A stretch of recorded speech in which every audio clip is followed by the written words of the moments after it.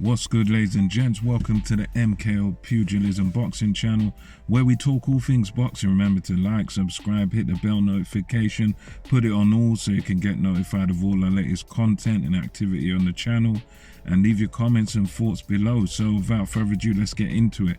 So over the weekend, I watched Berchelt versus Valdez, Oscar Valdez, and yeah, this was a fight in which Valdez was outsized, and he was a guy that was definitely the physically smaller guy in this fight.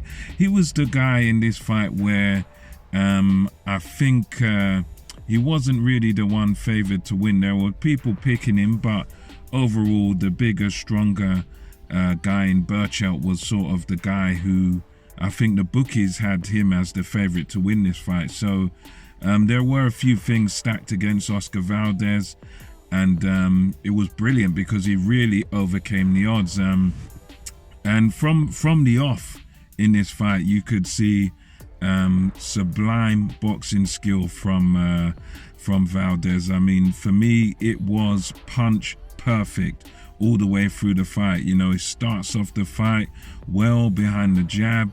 He's done a lot of the things that I sometimes mention in the videos: moving your head, keeping your head off the line, making sure you're not static, you're not just standing still, and you're not a sitting duck for punches. And he done that perfectly, did Oscar Valdez. I mean, it was just brilliant. From round one, he was using his jab, probing with the jab, having a high guard, standing in front of his opponent, in front of Berchelt, and standing there with a high guard, probing a jab out there, varying the power of the jab, sometimes a hard one, sometimes a softer one, sometimes he was feinting just to throw Berchelt off, and all of this was working, and he was doing this crafty thing that, you know, I can see that Reynoso has got this thing where you know, I can see that Canelo might be rubbing off on these guys because yeah, he done this brilliant thing of whenever Berchelt would throw, he would step back and then slightly step back again. So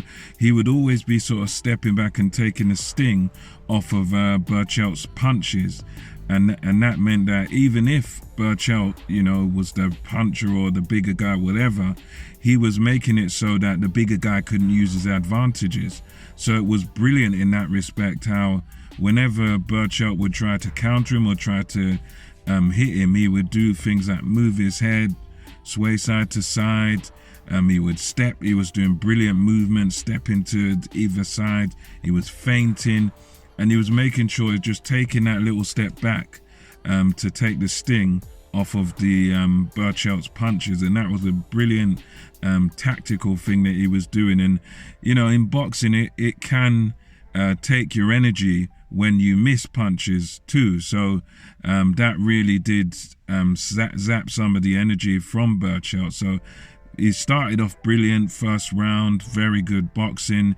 You knew immediately who was the bigger guy, who was the smaller guy, but you knew who was the boss in that fight, and it certainly was Valdez, as he just continued like this with the pattern of the fight. He used good movement, side to side movement, made sure that he wasn't an easy target to hit. Even when he was up close and personal, he would throw his shots, sway, move his head side to side. He made sure he was never an easy target. And one of the biggest, the most pivotal moment was in the fourth round, where I'd sort of swept it to Valdez thus far, because it was one of them where Berchelt just wasn't able to get to him. It was just a case of Valdez was just like 1, 2, 3 steps ahead of Berchelt all the way through the fight. And comes to round 4, pivotal round, and again lands a beautiful shot. I think it was a right hand or something like this, and he lands this shot, and it was one of those where I would think that this, if it was a different bout, you know, it's one of them where I wouldn't have complained about the fight being stopped right then and there in the fourth round. I mean, you had Berchelt there. It was just like a zombie. It was completely out on his feet. You know, there was no, he looked like he just could, even when he got up from the knockdown, he was wobbly. It was all over the place. So I think that fourth round really is where the fight could have been stopped. It could have saved him for another day, but they allowed it. The ref allowed it to continue, and it was interesting. I think that was brutal because you know, I mean, even his corner, I suppose, could have thrown the towel in because he was that out of it. He was out on his feet. You know, he was just boxing on instinct. He didn't have anything left. His legs weren't under him, but he somehow managed to survive. And through the next few rounds, it was just more of the same. Valdez just being the superior boxer, the superior technician, getting close, using good body shots, hooks, uppercuts. You know, it was just a brilliant display of boxing. And, you know, as the fight progressed, he began to hurt Berchelt more and more. And, you know, one thing about Berchelt is we can say that he's a tough guy, because for him to last as long as he did after that torrid fourth round was amazing to me. I don't know how he done it, but yeah, so the fight keeps progressing.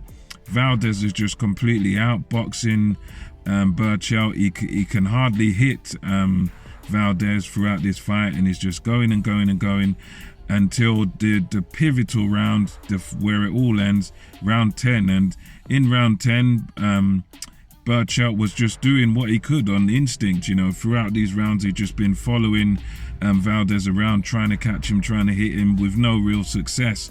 And then the moment comes in round 10 where it's continued. And by the way, another thing that Valdez done that was excellent was he switched southpaw. There were certain times in the fight where he switched his stance to southpaw, and that was a great thing. That confused them. Just a side note there. But anyway, round 10 comes about, more of the same. Valdez outboxing clearly and more or less giving Berchelt a continuous beating over the rounds from 4 going towards 10. And then a beautiful left hand comes, and this was, you know, this is possibly a knockout of the year, because you're talking literally soon as that left hand landed, which was kind of a left cross come hook, or that sort of shot is what he landed. And as soon as that landed, game over. It was night. He was asleep, was Berchelt, with that punch. Beautiful solid shot. And you know, he lands on the floor face down, but fortunately the referee partially broke the fall of Berchelt, so hopefully there won't be any long-term neurological damage. But it's one of them where I think that fight is going to take a lot out of Berchelt, because he took a brutal beating, took a lot of punishment. I think he took too much punishment, really, because he was out of the fight from the 4th round onwards. So I think the corner really there could have stepped in at some point and just taken him out. But anyway, yeah, that's what happened there. Great win for Valdez, and that's a possible knockout of the year candidate. Absolutely.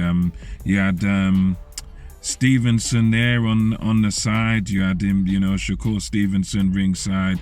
You had Lopez there, Teofimo Lopez ringside. So I think Stevenson's about the same weight, so he's interested in a fight. And for me, if that fight happens, it's a 50-50 fight. I think you've got the edge and experience to Valdez, but you've got the youth and everything, and the sort of fresher guy would be Shakur Stevenson. But I'd love to see that fight. But anyway, that's what happened. Let me know your thoughts about this knockout of the year candidate. You know, Oscar Valdez shows his true class, and that's just my thoughts on it. Until next time, this is MKO Pugilism, over and out. Catch you on the next one.